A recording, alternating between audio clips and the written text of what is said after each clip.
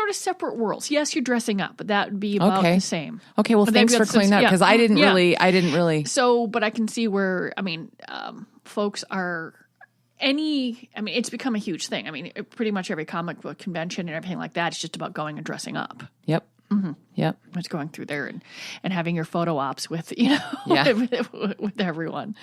Well, millennials are into cosplay. That's kind of their space. They are very, very, according to this, that is a huge thing for them.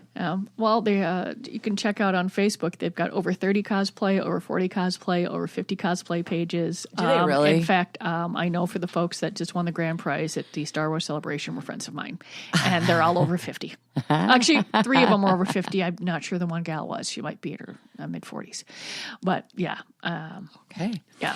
Well, some of the other interesting revelations from the Pornhub analysis of social porn behavior, I guess I will name it. I like that. That has a ring, doesn't it? We'll put the article up so you can read the whole thing. But what cracks me up is that they are noticing a pattern between current events and then searches. So let me give you a couple of intriguing examples. Number 1, after Kim Kardashian was robbed, burglar became the second fastest growing search category. Okay? Okay. It gets better. Cuban maid searches spiked after Fidel Castro died. What? I mean, no. It's great. What? No. It's the same thing. I mean, you don't. It's like having for some reason. The dream, the dream you have has something that happened, that you read about or you did something that happened that day. So I guess the same thing would go for what might trigger in your mind for who do I want to see having sex today? Yeah.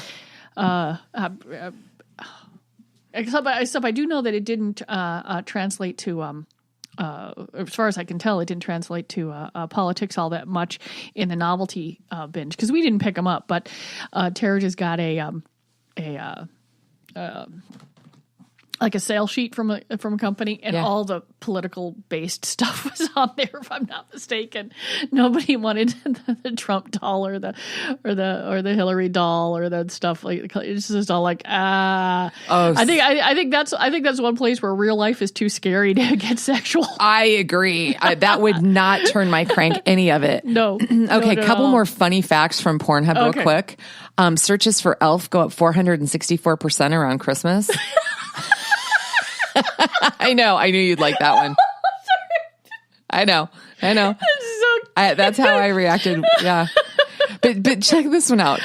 I don't really know what to make of this one. Christmas related.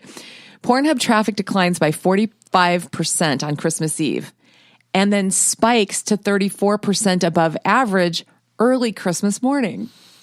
Yeah, because you spent all damned evening with your relatives and your kids, and you need and you I can see that. Like, well, yeah. On Sundays when I'm closed, like on Easter, my Mondays are great. Really? Yeah. Okay. Okay. Okay. And then just one final thing. Father's Day, searches for dad and daddy jump 1,361%. Ew. Just saying, people, ew. I don't know. One of the things is that they have done a really good job over the past years. And actually in all male movies, the guys have usually been much more attractive sometimes than the heterosexual, but they're actually doing a better job of getting good looking guys in in the movies. Ron Jeremy's still making movie here or there. But he's the Hedgehog. But he's like, I love the fact that he's just been able to he's just him. I mean, I've met him. He's a nice guy. Is he? Yeah. I bet he'd be fun. He is. He knows how he does, and he's very. He has a persona. Yeah. And then there's Ron, and he knows when to do the two. And sometimes there's a little mix of each, but hey, good on him, man. I've seen him at mostly industry and stuff like that when he's been at larger events, and he's just decent guy. That's awesome. Good for him. Okay, this is a little more serious here. They're talking about, there's a whole story, we'll post this. And if anyone we have aging parents, Alzheimer's and other dementia-related diseases are on the rise. It's a very terrifyingly, hugely growing disease here. So people are finding themselves in long-term care facilities, nursing homes, and the lot, and they are forming relationships with other people. And there's this whole article talking about what to do when two residents are having a relationship and one is not really in position to consent most of the time, but there are lucid moments. You got to read it. Yeah. But it's a growing issue. Yeah, it really, this has come up several times in articles and stuff that I've read, in which sometimes folks are still married, but they don't know they're married. But they find someone to be happy with, and the whole family sort of has like, oh, how do we deal with it? And then most of them realize, well, mom or dad's happy. Yep. They don't have a lot left. Yep. It's not, they don't, it's not, this is their new reality. Yep. But you don't really know. I mean, but if it could easily, someone could take advantage of it, but it's hard to keep people separate. And I mean, it's something that, no one just, I'm assuming that it probably happened before, but now people are willing to talk about it and try and keep everyone safe. Yeah. But I mean, the idea of someone in their 60s talking to their 85-year-old, parent about, safe sex while they're, at the assisted living place, that's just, I'm glad it's happening, but I know that it's awkward as hell for folks. Yep. But get through the awkward and make sure your parent is safe. Well, not only that, but there's another side of it too, where the places that don't permit sexual activity, either institutionally or if a family member wants to put a stop, there's a group, Age Concern, that is advocating. They're saying we're calling that abuse because they are taking away their right to have intimacy and their adults. So this is a very multifaceted situation, and a really great article. We'll post it for you. Yeah, kind of one of those things that you never thought you'd have to be thinking about. So let's lighten this up and talk about balls. Balls are fun. I like talking about balls. Yeah, happy testicles. They're little happy things. Why is this funny? It just is. Fresh and dry balls. It's a gel product supposed to keep your genitals in tip-top shape for sex and smelling good and freshen up your nuts. Which that's what a shower is for. Well, okay, maybe. Okay, it's something you can do, like if you're leaving straight from work. Yeah, you don't know, or you don't know. Okay. Yeah, okay. Then there's another one called Instant Clean Balls. Okay, I'm gonna have to ask Tara if she's heard of this stuff. Going through it's probably there, but generally, we have found that we've had some bleaching stuff and different things where folks have just not been. They're just not willing to really. The stuff is usually not inexpensive.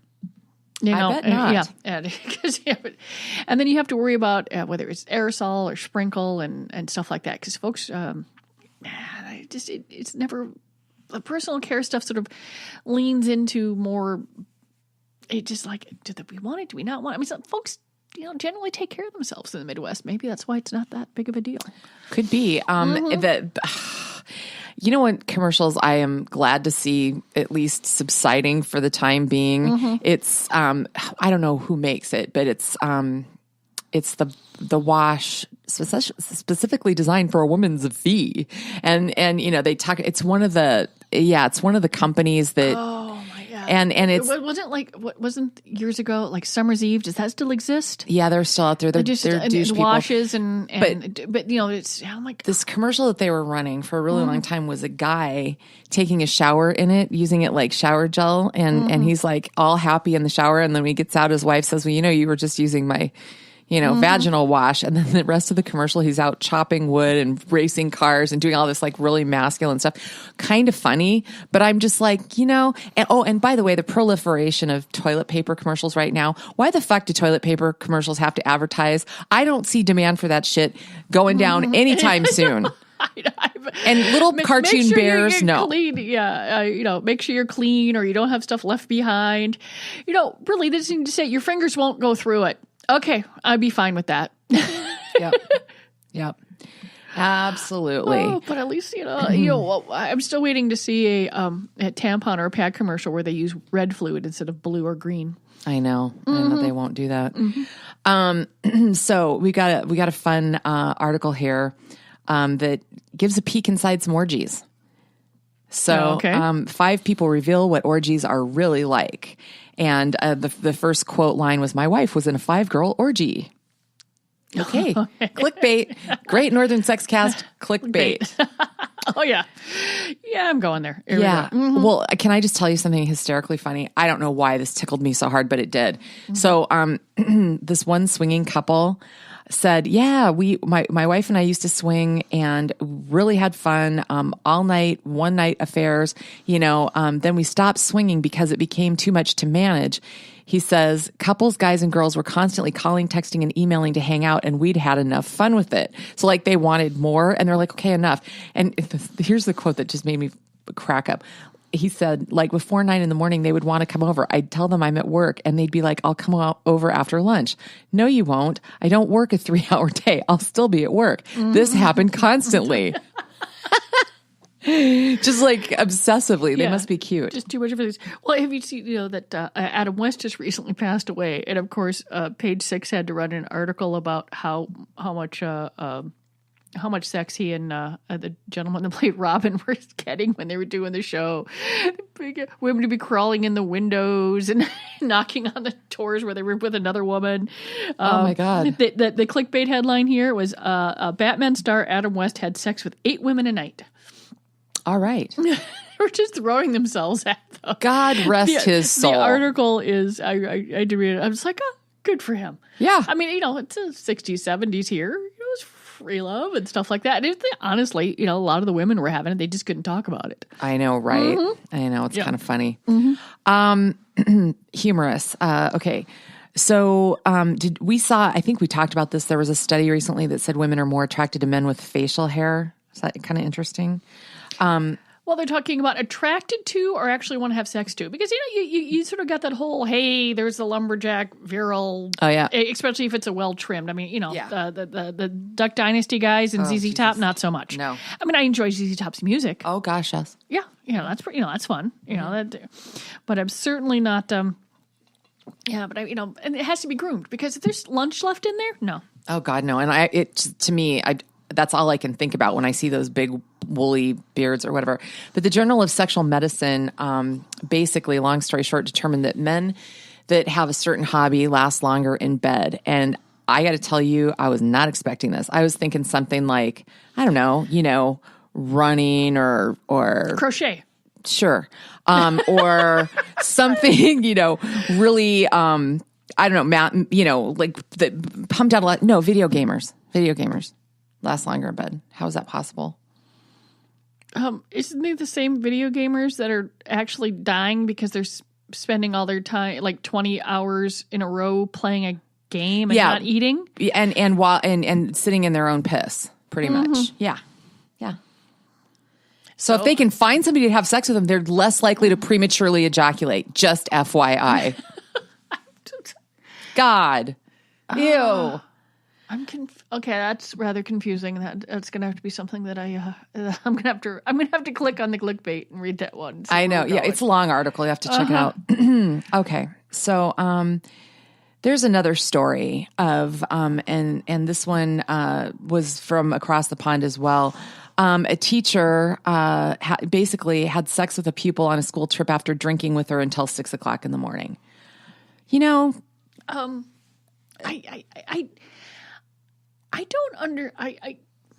I mean, honestly, go ahead. If you were, I cannot get to the point where you are the grown up in charge of students, or you were the grown up in charge of your patients, or you were the grown, and then it's just there's supposed to be a wall there.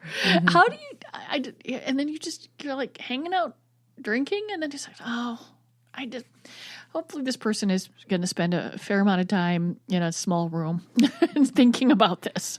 Yeah. I mean, and it's like, well, I don't know if I've ever mentioned this on the show before, but when I was in high school, a girl in a class ahead of us. She was a senior, and I believe all through her junior, I think it started when she was a junior, was having an affair with the football coach. He would have been in his 30s, and So she would have been like 16, 17 years old. 17. And do you know how it was handled back in 1980?